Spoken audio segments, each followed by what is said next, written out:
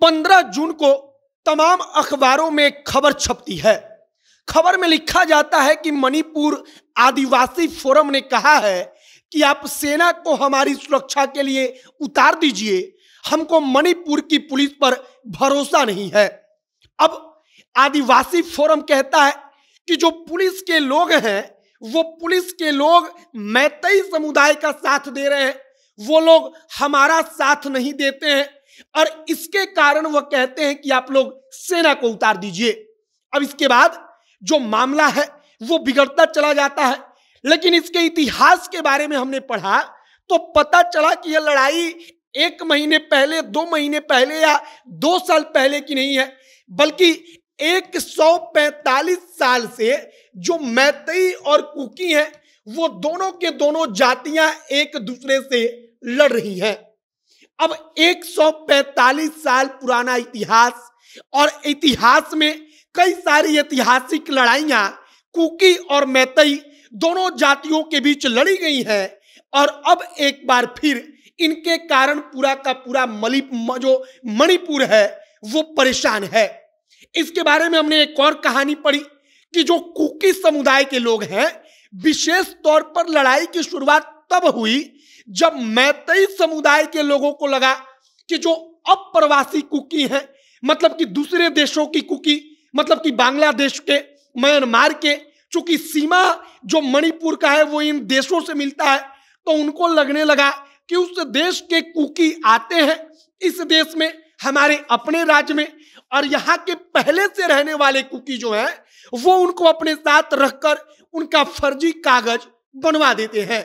अब इसमें सच्चाई भी है और आगे आपको यही पूरी कहानी बताएंगे कि 145 साल पुरानी लड़ाई आज कैसे इस स्तर पर पहुंच गई है कि भारत की सेना को भी मैतेई और कुकी दोनों मिलकर किनारे कर चुके हैं। बाकी नमस्कार, मेरा नाम है मोहित कुमार सिंह और आप जनता जंक्शन देख रहे हैं।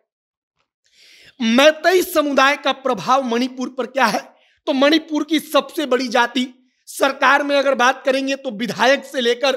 तमाम जो वहां पर अधिकारी हैं उनमें मैतेई समुदाय के लोगों की संख्या ज्यादा है। अब कुकी समुदाय को लगता है कि इसके कारण प्रशासन पर हम भरोसा नहीं कर सकते, और उसका नतीजा देखिए कि गांव के लड़के जिनकी उम्र 22 साल है, 25 साल है, वो लड़के हथियार लेकर, बंकर बनाकर अपने अपने गांवों में सेना बनाकर खड़े हैं। इधर आप दूसरी तस्वीर देखिए, इधर जो मणिपुर पुलिस है, भारत की सेना है, वो अपने तरफ से कार्रवाई करके सोच रही है कि तमाम चीजों को हम रोकें, लेकिन ये जो तमाम चीजें हैं जो मैतेई और कुकी अपने अपने गांवों में सेना बनाकर, बंकर बनाकर इन तमाम चीजों को कर रहे हैं, इसके कारण परेशानी हो रही है। अब जो मणिपुर ट्राइबल फोरम है, जिसको आदिवासी फोरम कहते हैं, उसने सुप्रीम कोर्ट से